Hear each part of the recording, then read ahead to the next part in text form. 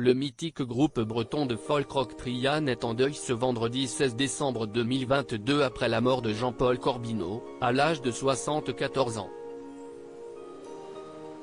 Jean-Paul est décédé d'une longue maladie, a indiqué son compère Jean Choquin à l'AFP, en citant la famille du défunt.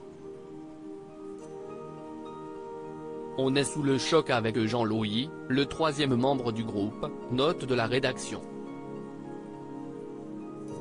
On savait qu'il était malade mais on espérait, a-t-il ajouté, alors qu'il a également confié pour Ouest France que Jean-Paul a été très courageux, qu'il ne s'est jamais plaint, et qu'il a toujours été de l'avant. Le 11 septembre 2021, Trian faisait ses adieux au public à Nantes, avec son Kenavo Tour, marquant ainsi la fin de quelques 1700 concerts proposés en un peu plus de 50 ans de scène.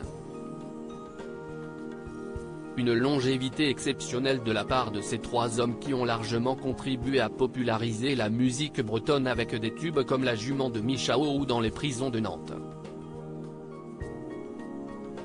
Les gens nous portaient.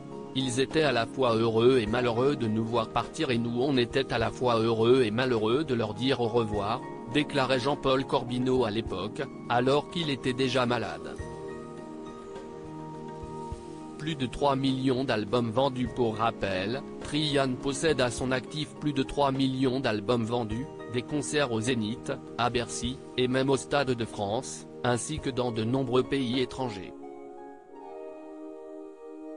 En France, ils ont battu le record de longévité des frères Jacques, célèbre quatuor vocal, actif de 1946 à 1982, composé d'André Bellec, Georges Bellec, François Soubeyran et Paul Touraine.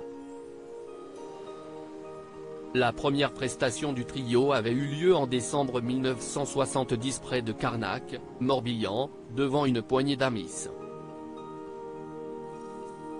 Jean-Paul Corbineau était alors acheteur pour un supermarché à Nantes, tandis que Jean Choquin était assistant administratif à la Compagnie Générale Transatlantique et Jean-Louis Jossic professeur d'histoire et de géographie.